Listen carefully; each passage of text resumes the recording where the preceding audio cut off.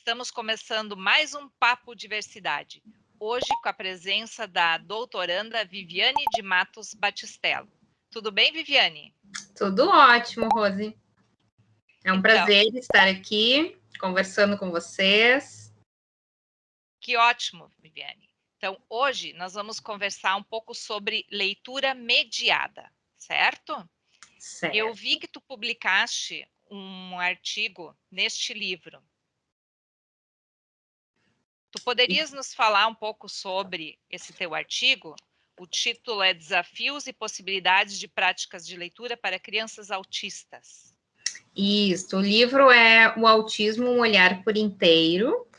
Então, tive o privilégio de ser convidada para esse livro, fazendo parte, então, com um capítulo.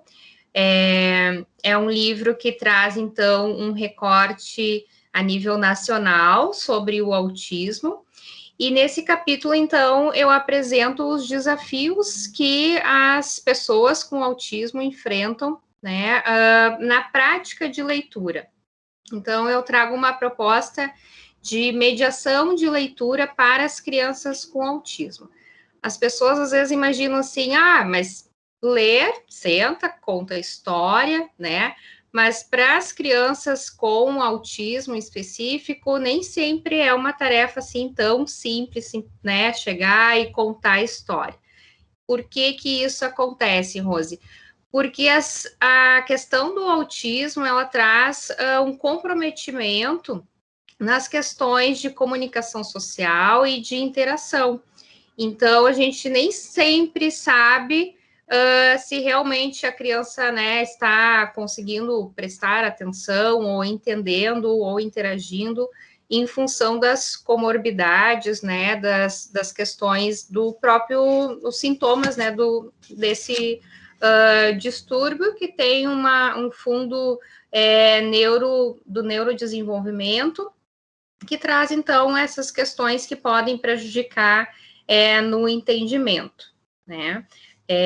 Depende o nível também do autismo, né? A gente tem classificação aí de 3 níveis de autismo, então, o nível 1, o 2 e o 3. Então, o nível 1, que seria o nível leve, a pessoa não precisa muito de um suporte, o nível médio, então, que é o nível 2, moderado, né? Então, vai precisar um pouco mais de suporte, e o nível 3, então, precisa muito mais, né?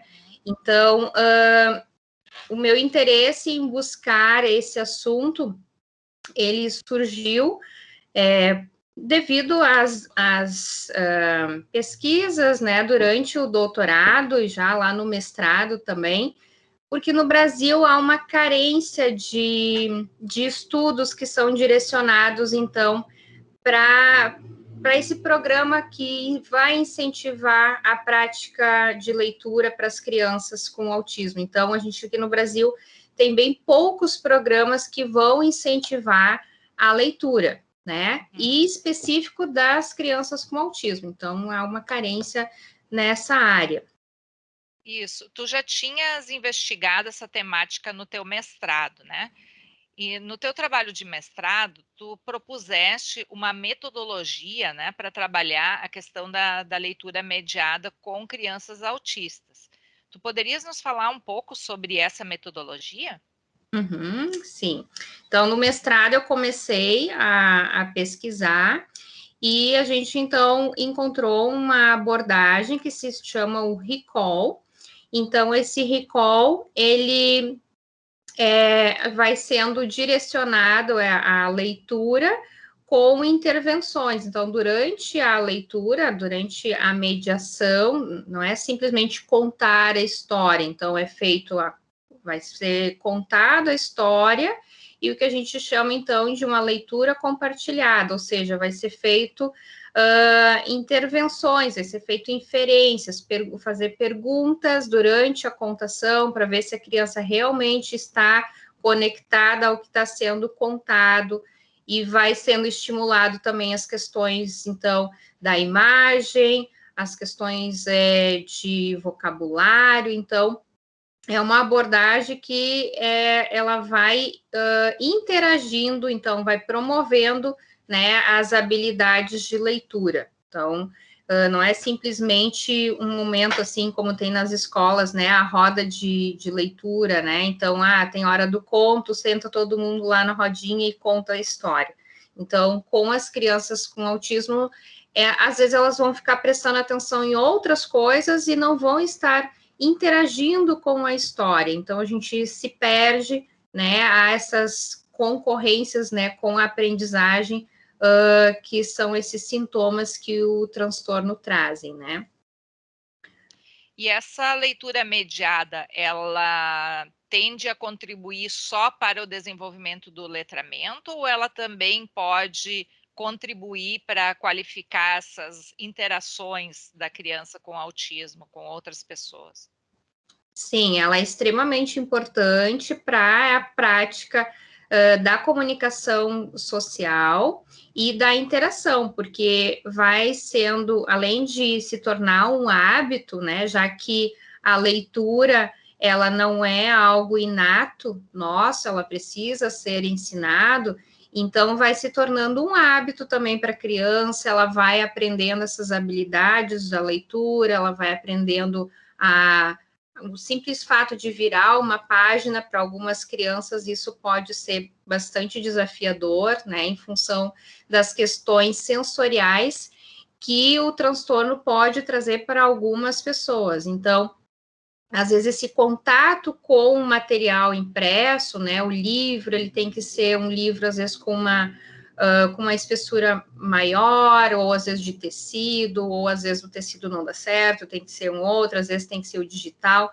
Então, depende, né, a questão das cores também, às vezes um livro traz muitas informações, né, então aquilo acaba prejudicando um pouco a compreensão, porque ela vai ficar focada naqueles detalhes, né? Então, enfim, tudo isso vai trazendo contribuições, ela vai se acostumando, e além de tornar um hábito, né, que saudável, de interação, não só com o familiar, também na escola, né, com os colegas, com a professora, né, ou com um outro familiar, uma outra pessoa que vai interagir nesse momento de leitura, né? Então é um momento de prazer, né, pela leitura, vai conhecendo outras coisas, né? Tu vinhas falando aí sobre a importância do livro, né? Dele ser um livro com uma capa mais dura, um material mais resistente. Tu achas que isso também funciona se nós usarmos essas histórias em ambientes digitais com aplicativos? Sim, para alguns pode ser bem benéfico, né? Esse contato com o mundo tecnológico, né? Que as crianças hoje em dia estão muito imersas, né, nesse meio digital. Então, também é uma maneira de ser explorado, né? O som, de repente, do personagem, uma fala, né? Então, o próprio ambiente nos personagens, que o cenário, enfim, que a história traz, vai promovendo, então, esses hábitos de leitura, né? Vai promovendo essa cultura leitora, né? A gente precisa trabalhar mais nas questões de cultura de leitura, né? Então, acredito que sim, vai beneficiar bastante, né? Uma outra dúvida que às vezes a gente tem, nós podemos contar várias vezes a mesma história? As crianças, tanto as que têm desenvolvimento típico ou não, elas tendem, quando elas gostam de uma história, elas pedem, né, para repetir, repetir. E assim como a gente, às vezes, vai assistir um filme ou ler um livro, né, a gente presta atenção em algumas coisas, quando a gente relê ou reassiste uma história, a gente presta atenção em outras. Então, para as crianças, isso não é diferente. E as crianças que têm o autismo, elas têm uma tendência a algumas coisas que elas gostam, elas ficarem repetindo, repetindo, né? Mas o que a gente prioriza, né? Que, ok, ela gostou, mas a gente não vai também ficar fazendo um reforço, a gente tem que trabalhar para flexibilizar isso, né? Então, ok, ela gostou, ela pediu para repetir, mas daqui a pouco a gente consegue, então, pegar um personagem daquela história que está indo numa outra história, né? Às vezes a criança tem uma paixão por dinossauros, né? Então, trazer uma outra história que também tem um dinossauro, daqui a pouco ela se interessa por um outro personagem, e isso vai ampliando, então, o leque, vai tendo contato com outros livros, com outras histórias, né? Então, é uma estratégia para ir diversificando, né? Que às vezes eles ficam sempre com o mesmo personagem, não conseguem sair daquele personagem, mas é um referencial para eles, né? É um momento ali de apoio que eles têm, né? Então é difícil. Não, agora você não vai ter mais esse livro, né? Então, sim, eles precisam, mas a gente precisa ir mostrando outros, né? Claro, claro. E que tipos de perguntas ou que tipos de intervenções o narrador da história pode fazer para verificar se a criança está compreendendo, se ela está acompanhando, e mesmo para manter o interesse dela na história, o envolvimento, o engajamento em si, né, nessa história da leitura compartilhada? Sim. É uma pergunta bem interessante, Rose, porque às vezes tanto a família quanto na escola ficam na dúvida, né? Então, a gente pode começar pelo simples, né? Então, como é que é o personagem, qual é o nome do personagem, como que é esse personagem, né? Por que que ele está fazendo alguma ação? Então, a gente vai trabalhando com esses nomes, né, essas perguntas que vão nomear, então, características, né, ou quando que aconteceu alguma coisa, por que que aconteceu, né, algum evento dentro da história. Então, esse onde, como, por quê, pode ser repetido em qualquer história, né? E claro, se ela já dá conta disso, aí pode ir ampliando, né? De repente, terminou a história, mas se mudasse o personagem, né? Começar a trabalhar com questões mais abstratas, né? E qual o cenário que seria se tivesse outra, sei lá, uma outra árvore, ou qual o final que a criança, né, gostaria que tivesse. Então, vai trabalhando com outras questões conforme o entendimento. Então, o mediador, ele tem também que ter essa percepção, né, de instigando a criança, né, o leitor, para que ele também cresça e evolua e se sinta desafiado, né, a querer descobrir mais, né, sobre outras histórias, né, ou às vezes até dentro da mesma história, alguma coisa que ele ainda não tenha explorado, né. E com relação, assim, ao desenvolvimento de habilidades socioemocionais, a gente pode fazer isso também a partir da leitura? Sim, sim, com certeza, né? Tem algumas histórias que já levam a esse viés do desenvolvimento socioemocional, né? Mas outras um pouco mais superficiais, né? Mas eu acredito que sim, a gente pode ir explorando e ele também acaba às vezes se identificando. Claro que vai depender do nível da criança, do nível do transtorno, de quanto que ela está habituada a esse ritmo de atividade, né? Mas quanto mais estimulada ela for, né? Então, são atividades que a família pode fazer, de repente vai para casa do vô, da avó, da Dinda, também pode ir fazendo um momento de leitura, né? Assim como na escola. E com isso, como é que está, né? Como é que a pessoa está se sentindo feliz? E o personagem, será que ele ficou feliz? Será que ele ficou triste, né? Então, tem algumas histórias que já vão levando para essa área do socioemocional, que é bem importante, que as escolas também, né, já estão aderindo, colocando na sua grade curricular, né? Então, é interessante. E principalmente para as crianças, né? A gente está falando aqui mais de crianças, né? Mas, enfim, para as pessoas com autismo, porque é uma dificuldade que a maioria tem de identificação das emoções, né? Então, eles têm um prejuízo em identificar no outro se ele, como que ele está, então, se ele ficou com raiva, se ele está feliz, se ele está triste, né? Enfim. Então, essa identificação dos personagens pode ir desenvolvendo as questões socioemocionais, com certeza. E tu fizeste uma testagem, né, no teu mestrado. Eu sei que foi bem rápido, porque o mestrado, né, ele passa muito rápido, não se consegue aprofundar muito a pesquisa, mas tu testaste essa metodologia do recall com uma criança com autismo no teu mestrado. Como é que foram os resultados dessa pesquisa? O que tu conseguiste observar? Bom, foi uma experiência muito gratificante, né? De uma maneira breve, como tu falaste, né? Que a gente quer sempre um pouquinho mais explorar, né?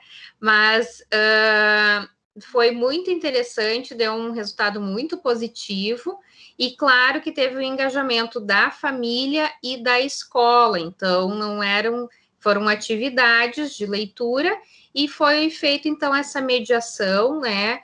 Com perguntas direcionadas, então, para a história. Então, o recall, ele segue um protocolo, mas a gente fez, então, baseado nesse protocolo, a gente não seguiu a risca, né?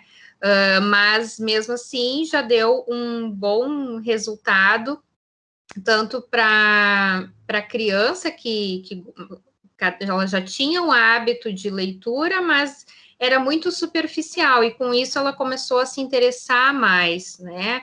Então, a família também acabou se engajando, incentivando mais, assim como na escola também, né? Então, foi antes da pandemia, então tinha acesso à biblioteca, então com isso motivou ele a querer explorar outros livros, né? E sair daqueles livros que ele estava sempre acostumado, que era sempre os mesmos, enfim.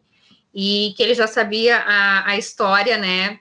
Já contava a história, assim, por ter decorado a história, mas não significava que ele realmente tinha um entendimento, né? Como deveria ser. Então, com isso, ajudou ele a ampliar vocabulário. Tivemos, então, a questão de engajamento, né, com a história e com outras histórias, então foi super positivo. Que bom. E a partir dessa experiência, que dicas tu poderias dar para professores que têm em sua classe, no ensino regular, crianças com diagnóstico de autismo, e talvez um pouco assim, o que tu poderias dizer para os pais que vão nos assistir, para que a gente pudesse, assim, dar algumas dicas, ajudá-los nessa tarefa que não é assim tão simples, né? Sim, então no livro eu trago então um pouco mais detalhado, né, o que pode ser seguido então com esse protocolo, né?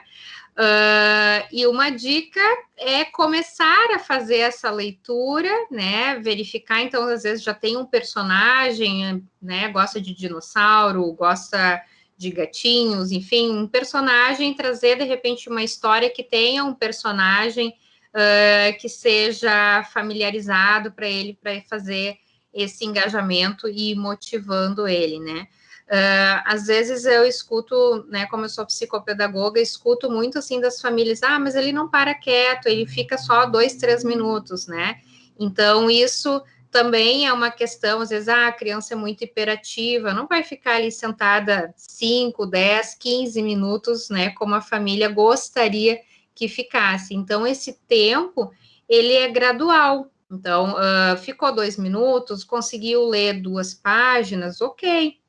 Num outro momento, senta e vai fazendo a continuação ou repete esse início, né? Já que ele já teve esse início, às vezes gosta de repetir, enfim, até que consiga dar conta, então, do livro todo. Então, às vezes a família fica, assim, também um pouco frustrada, querendo que já leia toda a história, né? A gente não vai conseguir, às vezes, num primeiro momento, fazer isso, então tem que ser gradual, é um processo. Então, leu uma página, explorou aquela página, ok. No outro momento, né, de repente marcar é um momento, 1, 2 vezes na semana, para que se torne um hábito, né?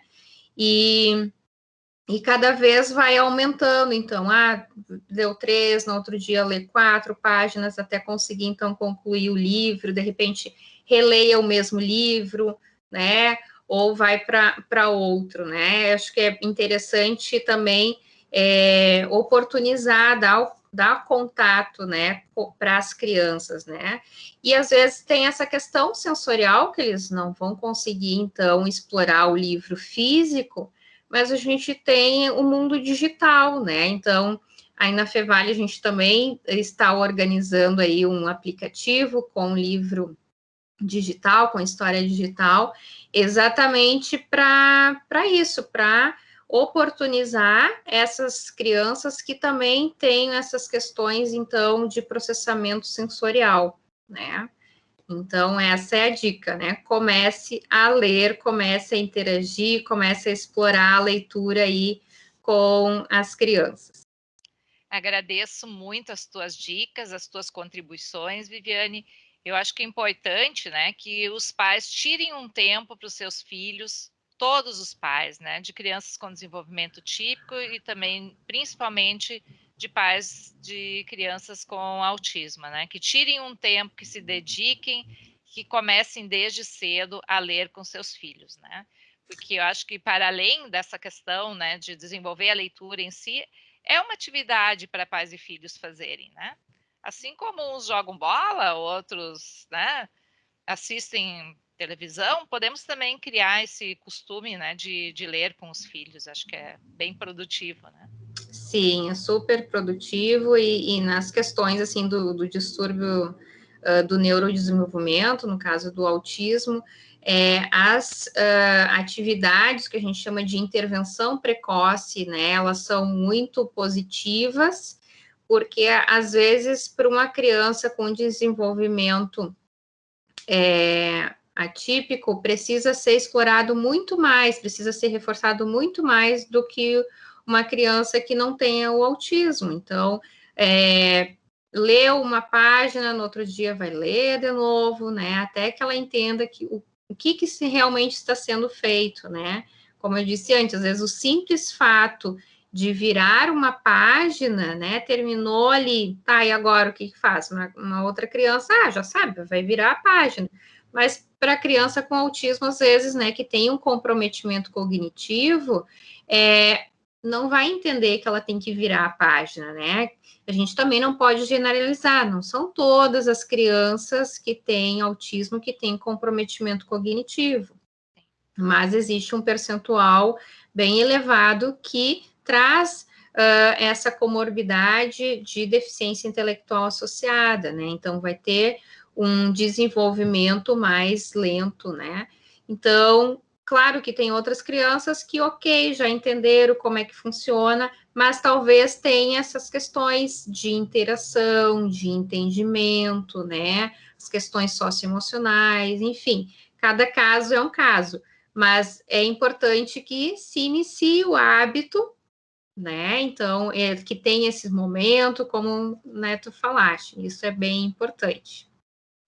Então, Viviane, muito obrigada por todas as tuas contribuições e quem tiver interesse em saber mais sobre o assunto, pode ler, então, o livro, ou então está convidado a acessar a dissertação da Viviane, que está disponibilizada na biblioteca da Fevale. E assim nós encerramos o nosso Papo com Diversidade e convidamos a todos para o nosso próximo encontro. Tchau! Tchau, muito obrigada.